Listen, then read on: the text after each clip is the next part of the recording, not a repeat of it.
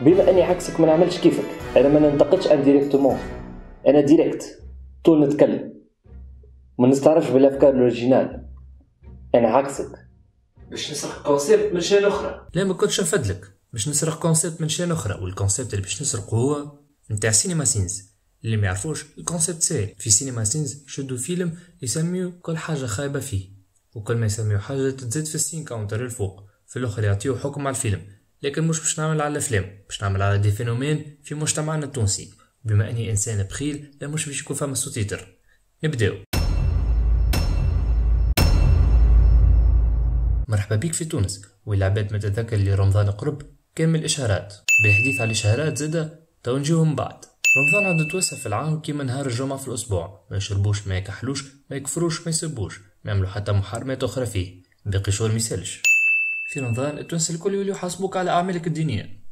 زاد أكثر شهر الناس تتنفق فيه، الكل تولي الناس طيبة تحب بعضها تعاون بعضها وتقول المحتاج. باقي شهور لا، عنده توسع عادي أنك ما تصليش، أما كان ما تصومش أنت ماكش مسلم. عند الملحدين رمضان هو الشهر اللي يسيبوا فيه التفريخ بتاعهم الكل، يصوروا روحهم ياكلوا ويشربوا باش يستفزوا بها الصايمين. اللي ضحك اللي هما يتغشوا كيفاش العباد تسب فيهم، عندكم حق ما عملتوا شيء غلط. اللي ضحك زاد اللي هما يدعيوا النضج الفكري هما يعملوا في نفس الفازات اللي يعملوها فروخ 5 سنين كي يبداو يحمسوا في الصايمين. كل عام فما عركة على القهاوي مسكرة في النهار، البوليسية اللي كانوا يوقفوا في الفاطرين عند الشركات.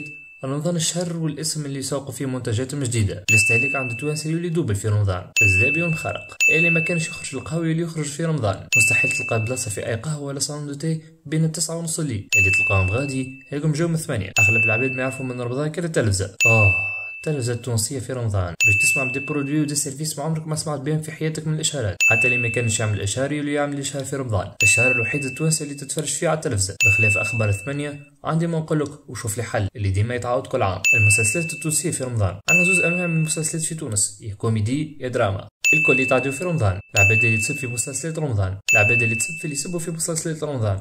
من الحاجات اللي ضحكوا انه التوانسه يلوموا كيفاش فما برشا ست في مسلسلات رمضان، وقت اللي هي الحاجه الوحيده اللي يحبوا التوانسه يتفرجوا فيها.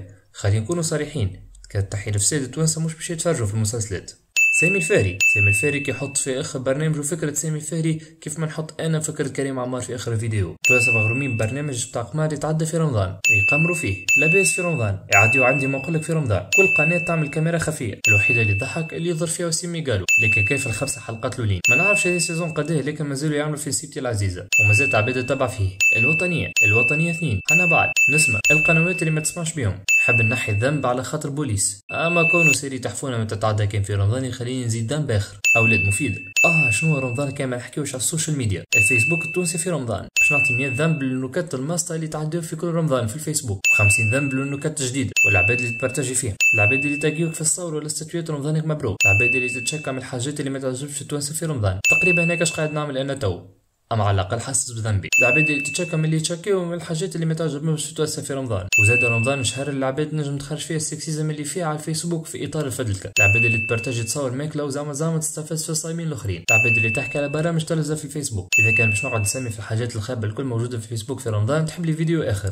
اليوتيوب التونسي في رمضان. الفيديوهات اللي تحكي على رمضان منهم الفيديو هذا، واليوتيوبرز اللي يحكيوا على رمضان منهم انا. ما تستحقش تكتب في الرشاش بتلوج على حلقه المسلسل اللي فاتك البارح، تلقاها الاولى في تريندينغ. وتعرفوا شنو الاتعس من اللي قلت عليه الكل؟ انه فما الايكيفالون نتاعو، اما في عوض على 30 يوم في نهارين اكهو في العيد.